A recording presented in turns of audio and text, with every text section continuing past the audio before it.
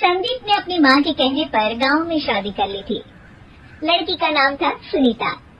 माँ का कहना था एकदम मॉडर्न बहू नहीं होनी चाहिए, लेकिन उन्हें नहीं पता था कि गांव से आने वाली बहू सुंदर सुशील तो होगी और उसको गांव से बाहर भी निकाल लाएंगे, लेकिन उसके अंदर का गांव कैसे बाहर निकलेगा।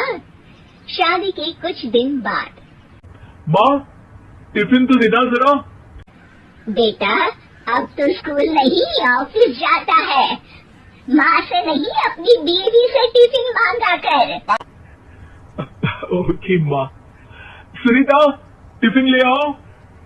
1 किलो टिफिन, इसके अंदर पिस्ता डाल दिया है। पिस्ता? पिस्ता क्यों? सास जी ने बोला था ना कि आपको पिस्ता बहुत पसंद है। ओहो, मैंने पिस्ता नहीं पास्ता बोला था, पास्ता। पास्ता? कहीं होता है पास्ता? अरे बेटी तू रहने दे, मैं बना दूंगी। अच्छा किया कि पाव भाजी बनाने का नहीं बोला, वरना किसी के पाव बना देती है। सुनीता को बुरा लगता है, लेकिन उसकी नादान हरकतें कम नहीं होती। ऐसे ही एक दिन, अरे तुमने ये क्या लगाया है? अरे आप वो फूस फूस करके लगाते हैं ना, वही। डियो? कहाँ दियो? किसको दियो? अरे वही ना जिससे खुशबू आती है। हाँ हाँ, सही पकड़े हैं। अच्छा लेकर तो आना। कौन सा डियो लगाया तुमने? अभी लेकर आते हैं जी। संदीप की बात मानकर सुनीता अंदर से खुशबू वाला फुसफुस लेकर आती है। OMG! OMG मतलब ओ माय गणेश ना। अरे OMG छोड़ो, ये खुशबू वाला फुसफुस की बात कर रही थी तुम? हाँ, इसी की। फिर से सही पकड़े हैं। अरे देवी, लेकिन आप सही नहीं पकड़े हैं, ये डियो नहीं है। डियो नहीं है तो क्या लियो है?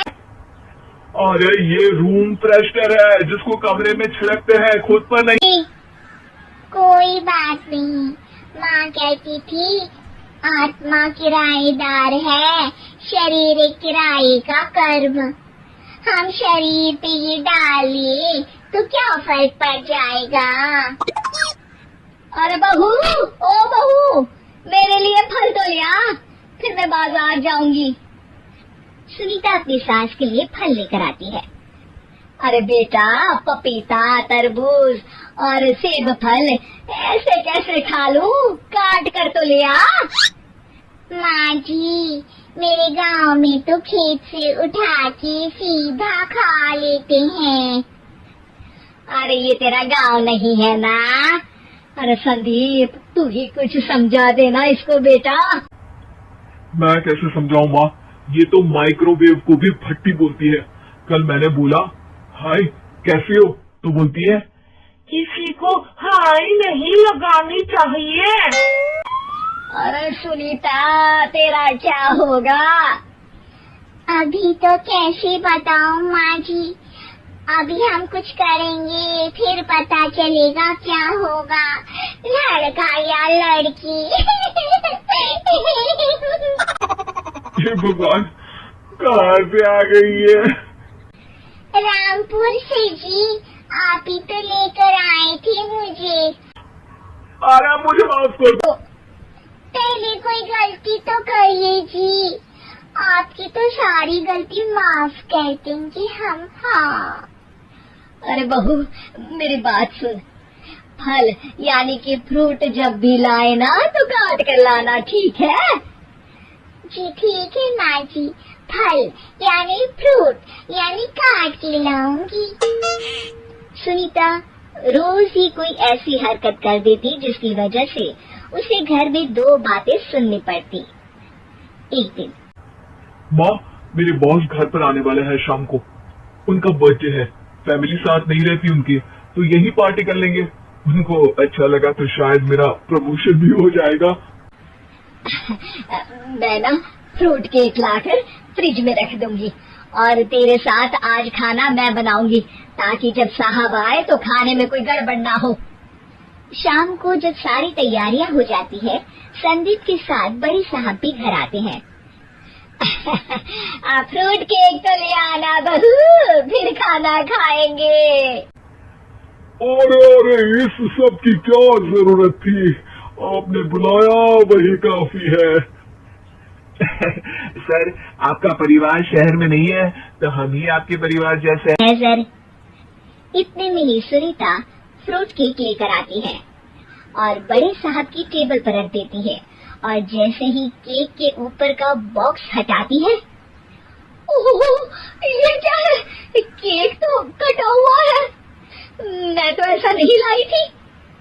आप मुझे शाबाशी दे सकती है माँ जी, मैंने ही केक काट दिया।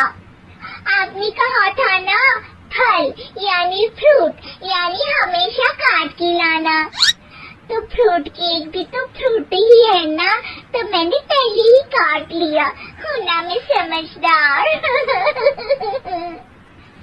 अरे बहू ये क्या किया, केक हमेशा वही काटता है जिसका जन्मदिन होता है, तुझे एक बात भी समझ नहीं आती, एक नंबर की बेवकूफ है। पूरा माहौल बिगड़ चुका था। संदीप को लगने लगा था कि साहब उसे प्रमोशन तो दूर की बात है, कहीं डिमोशन ना दे दे, लेकिन साहब बीच में ही बोल पड़ते हैं। अरे कोई बात नहीं, ये इनकी बेवकूफी नहीं है, इनका भोलापन है। बेटा आप कहाँ से हो? रामपुर गांव से। अरे वाह, गांव से, फिर तो आपके गांव में ताजे फल और सब्जियां मिलते होंगे। हाँ सही पकड़े हैं, हम तो काटते भी नहीं, सीधा खा लेते हैं। मैं ना एक बार तुम्हारे गांव घूमने जरूर चलूंगा। क्यों संदीप, ले चलोगे ना? मुझे गांव घूमना बहुत पसंद है।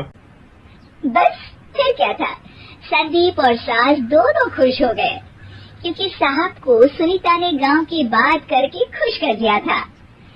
अब संदीप का प्रमोशन पक्का था।